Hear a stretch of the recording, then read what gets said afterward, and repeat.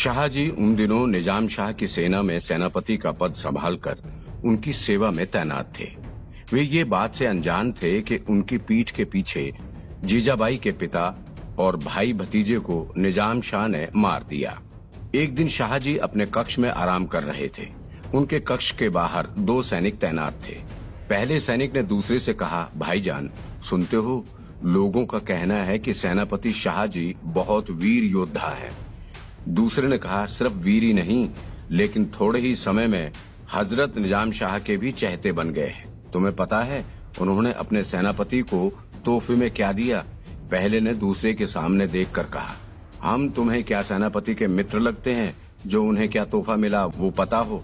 दूसरे ने कहा, अरे भाईजान, सुना है हजरत निजाम शाह ने अपनी विरासत में मिली हुई जागीर भी सेनापति शाहजी के नाम कर दी। क्या फायदा है ऐसी जागीर का? पहले ने मुंह मोड़कर कहा, सेनापति को युद्ध लड़ने से फुर्सत ही नहीं मिलती। इससे अच्छा वे मुझे दे देते, मैं उस पे जिंदगी भर राज करता। दूसरे ने धीमे से हंसकर कहा, अरे बेवकूफ, तेरी इसी फितरत के कारण हजरत ने अपनी जागीर तुम्हें नहीं दी और सेनापति शाहजी को दे दी। पहले ने कहा, वैसे भाईजान सुना है कि हजरत ने सेनापति के पत्नी के पिता और भाई को। दूसरे ने उसे चुप कराते हुए कहा, धीरे बोल पागल, ये बात सेनापति को नहीं पता। पहले ने धीरे स्वर में पूछा, लेकिन क्या वो सच है या अफवाह? दूसरे ने कहा, हाँ, ये सच है कि इतने में शाहजी अपने कक्ष के बाहर आ गए। उन्होंने इन दोनों की बातें सुन ली थी। गुस्से में शाहजी ने पूछा, ये क्या गपशप हो रही है? दोनों सैनिक घबरा गए। पहला सैनिक तो डर के मारे कुछ बोल ही नहीं पाया, लेकिन दूसरे ने सिर झुकाकर कहा, सेनापति जी, हमें माफ कर दो, हमने आपके आराम का समय बिगाड़ दिया, कृपया हमें माफ कर दो। शाहजी ने अपनी तलवार निकाली और कहा, एक ही शर्त पर तुम दोनों को माफी मिल सकती है। पहले सैनिक ने उत्सुकता से पूछा, फरमाए हुजूर, हम आपकी खिदमत में कोई कमी महसूस नहीं होने देंगे। शाहजी ने कहा, राजमाता जीजाबाई के पिता और उनके भाई के बारे में क्या गपशप हो रही थी? दोनों डर गए। हिम्मत करके दूसरे सैनिक ने घबराते हुए कहा, माफ करना सेनापति जी, आप अपनी खिदमत में और कोई काम करवा लो, लेकिन इस सवाल का जवाब हमें नहीं पता। शाहजी ने अपने रुआब में तलवार दिखाते हुए कहा, इस तलवार को देख रहे हो? इसकी धार इतनी तेज है कि अगर इसने हल्के से तुम्हारे गले को छू लिया तो भी कट के हाथ में आ जाएगा। नमूना दिखाऊं? दोनों के पसीने छूट रहे थे।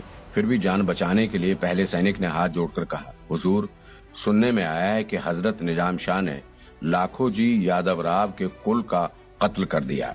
इसके अलावा हम कुछ नहीं जानते। अब हमें बख्श दीजिए, आइंदा हम ऐसी हिमाकत नहीं करेंगे। ये सुनकर शाहजी को अत्यंत दुख हुआ।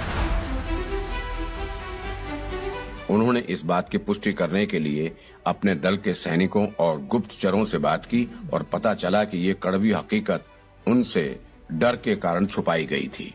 लेकिन उन्हें इस बात का अफसोस था कि निजाम शाह के इस विश्वासघात के बाद भी वे उनकी सेवा में व्यस्त रहे। उन्होंने क्रोध में आकर निजाम शाह के विरुद्ध बगावत का झंडा खड़ा कर दिया। अपनी दूसरी पत्नी तकाबाई और पुत्र संभाजी को बीजापुर में ही छोड़कर वे निजाम शाही के विरुद्ध युद्ध के लिए कूच कर गए। देखते देखते उन्होंने पूना, चक्कन एवं निकटवर्ती प्रदेशों को अपने अधिकार में कर लिया था और अब वे अहमदाबाद और नासिक की तरफ बढ़ रहे थे। दक्षिण के 5 मुस्लिम राज्यों में से अब केवल 2 राज्यों का ही अस्तित्व रह गया था, गोलकुंडा और बीजापुर।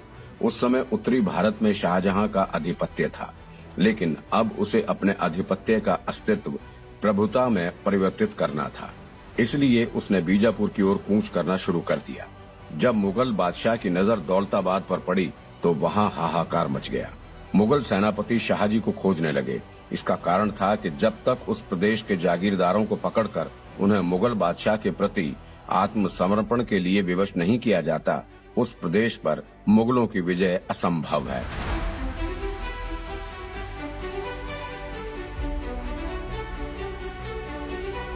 इधर जब जीजाबाई शिवबा को महाभारत के कुछ पाठ सिखा रही थी कि तब एक दासी आई। उसने झुककर कहा, राजमाता, आपसे मिलने आपका खबरी आया है, आप इजाजत दें तो उसे अंदर भेजूं। जीजाबाई ने दासी को आज्ञा दी और खबरी अंदर आया। खबरी ने झुककर प्रणाम किया और कहा, राजमाता की जय हो। जीजाबाई ने तुरंत पूछा, बोलो सेवक, क्या खबर लाए हो? खबरी ने कहा, राजमाता, सेनापति शाहजी भोंसले निजाम शाही त्याग कर बीजापुर पहुंच गए। मुगल बादशाह सेनापति शाहजी और उनके पुत्र की खोज करने हेतु यहाँ तक आ गए हैं।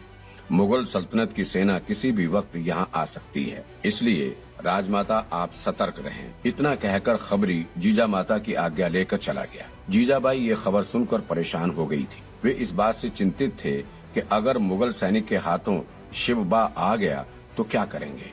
इतने में शिवबा ने अपनी माँ साहब से कहा, क्या हुआ माँ साहब, आप इतनी चिंता में क्यों हैं? माँ साहब ने कहा, शिवबा, अभी हमसे कुछ मत पूछो, हम दोनों के प्राण संकट में हैं, तुम बस यहाँ से चलो। लेकिन शिवबा तो इतनी आसानी से मानने वाले नहीं थे। उन्होंने कहा, माँ साहब, संकट आया है तो उससे लड़ना चाहिए, यूं छुपकर बचने से संकट नहीं टलेगा। जीजाबाई तब बहुत चिंतित प्रतीत हो रही थी। उन्होंने कहा, शिवबा, अभी हम तुम्हें कोई बात नहीं समझा सकते। हर बार अर्जुन की तरह युद्ध नहीं लड़ा जाता, कभी कभी रणछोड़ बनकर भी युद्ध जीता जा सकता है। अभी हमें बहादुरी से नहीं पर चतुराई से काम लेना है। इतना कहकर जीजाबाई ने शिवबा का हाथ पकड़कर शिवनेरी के एक गुप्त स्थान पर ले गए। दूसरी ओर मुगल सेना ने शिवनेरी गढ़ को चारों तरफ से घेर लिया था। शिवबा और जीजाबाई का पता जानने के लिए उन्होंने ना जाने कितने मासूमों पर अत्याचार किए। गढ़ को पूरी तरह तलाशने के बाद जब जीजाबाई और शिवबा नहीं मिले, तब मुगल सेनापति गुस्से से आग बबूला हो गया। उसने शिवनेरी गढ़ के इर्द गिर्द अपने जुल्म का जाल बिछा दिया। लोगों पर हमला करने लगे और उन्हें पूछने लगे, बताओ तुम्हारी राजमाता किधर है? लोगों में अफरा तफरी होने लगी। भागो भागो के नारों से सब लोग भागने लगे। इतने में अपने गुप्त स्थान पर छिपे बैठे जीजाबाई के पास उनके स्वामी भक्त सेवक आए। सेवक ने आग्रह किया कि राजमाता, शिवबा की जान को खतरा है, मैं शिवबा को यहाँ से सुरक्षित ले जाऊंगा। ये सुनकर राजमाता ने कहा, ठीक है सेवक, तुम शिवबा को लेकर यहाँ से जाओ और लोगों की भीड़ में भागकर शिवनेरी से कहीं दूर चले जाओ।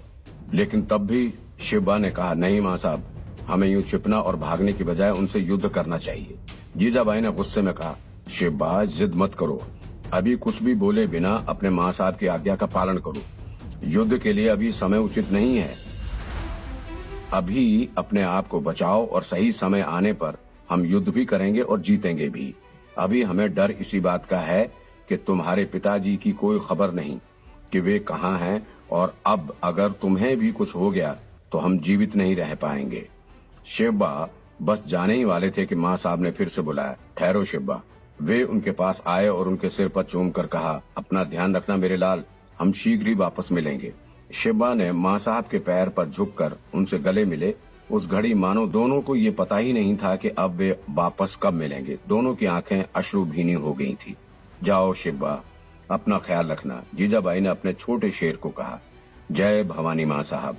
इतना कहकर शिवबा उस सेवक के साथ चले गए। शिवबा अपने मित्रों के साथ मिलकर चले गए। जीजाबाई को अब कोई डर नहीं रहा। वे अपने गुप्त स्थान से बाहर निकलकर मुगल सेनापति के समक्ष आ गए।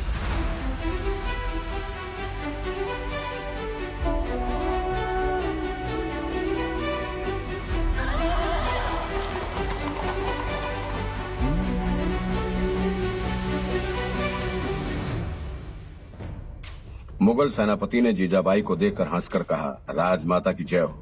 प्रणाम राजमाता जीजाबाई। राजमाता ने अपना रुआब रखते हुए कहा, क्या हुआ सेनापति, आज मुगल सेना को शिवनेरी में क्यों आना पड़ा? सेनापति ने कहा, आपके पति शाहजी भोंसले और पुत्र शिवाजी भोंसले ने हमें मजबूर कर दिया शिवनेरी में आने के लिए। उन्हें लेने के लिए आए हैं। कहाँ हैं वे दोनों? जीजाबाई ने चेहरे पे मुस्कान लाकर कहा, सेनापति, ढूंढना हो तो शांति से ढूंढो। यूं पूरे राज्य में अपना जुल्म चलाकर लोगों को परेशान करना ठीक नहीं है। सेनापति ने कहा, माफ करना राजमाता, हमारे ढूंढने का तरीका आपसे थोड़ा अलग है।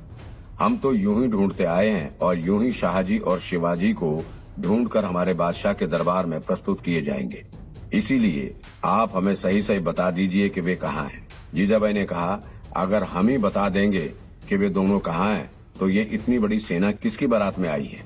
राजमाता जीजाबाई, सेनापति ने गुस्से में आकर ऊंची आवाज में कहा, जुबान संभाल कर बात कीजिए, आप मुगल सल्तनत के सेनापति से बात कर रहे हैं। जीजाबाई ने हंसते हुए कहा, आपसे आपके जुल्म तो संभाले नहीं जाते और हमें जुबान संभालने की कह रहे हो?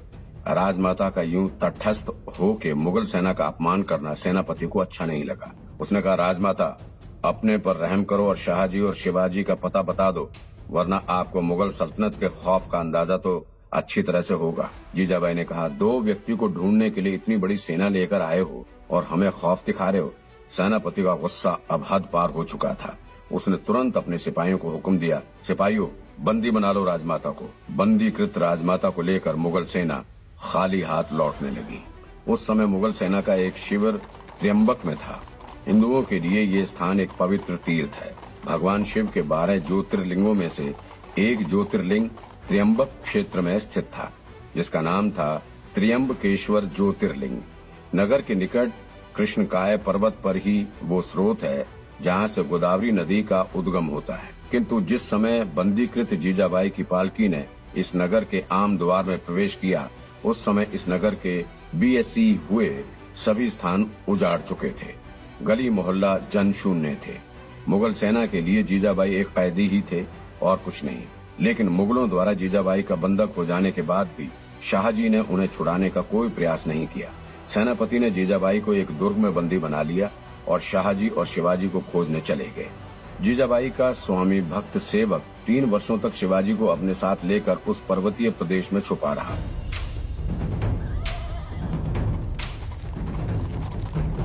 मुगल सैनिक निरंतर उनका पीछा कर रहे थे। सर्दी की ठंड हो, गर्मी की उमस हो या फिर वर्षा काल का कीचड़ हो, वे लगातार एक स्थान से दूसरे स्थान पर दौड़ते रहते थे। एक जगह रुकने का मतलब था मुगल सैनिक के बंधक बन जाना। हर समय सिर पर संकट मंडरा रहा था। बालक शिवाजी के मानस पर इन 3 वर्षों में एक सुनिश्चित संस्कार अंकित हो गया।